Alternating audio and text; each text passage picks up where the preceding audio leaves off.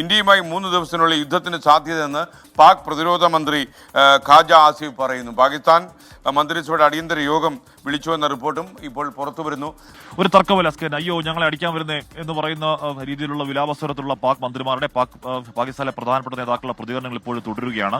എസ്കേൻ, ഇന്നലെ അസാധാരണമായ രാത്രിയാണ്. പാതിരാത്രി 2 മണിക്കാണ് അവരുടെ വാർത്താ വിതരണ മന്ത്രി അത്താവുള്ള തറാറിന്റെ വാർത്താ സമ്മേളനം, ഒരു പ്രസ് ബ്രീഫിംഗ് ഉണ്ടാകുന്നത്. അതിലാണ് ഇത്തരത്തിൽ 24 മണിക്കൂർ മുതൽ 36 മണിക്കൂർ വരെ ഇന്ത്യ ആക്രമിക്കുന്നു എന്നുള്ള ഇന്റലിജൻസ് റിപ്പോർട്ട് കിട്ടിയിട്ടുണ്ട് എന്ന കാര്യം അത്താവുള്ള തറാർ പറഞ്ഞു. പാതിരാത്രി അസാധാരണമായ വാർത്താ സമ്മേളനം വിളിച്ചാണ്.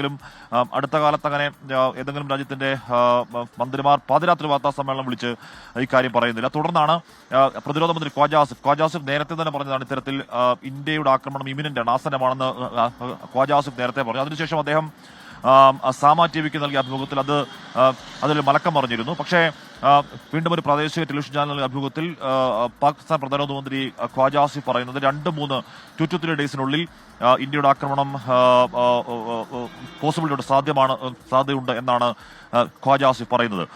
അതിനിടയിലാണ് പാകിസ്ഥാൻ അടിയന്തര ഒരു മന്ത്രിസഭാ യോഗം വിളിച്ചു എന്നുള്ള വാർത്തകൾ കൂടി പുറത്തു വരുന്നത്. റിപ്പോർട്ടുകളാണ് ചില പാക് മാധ്യമങ്ങൾ റിപ്പോർട്ട് ചെയ്യുന്നുണ്ട്.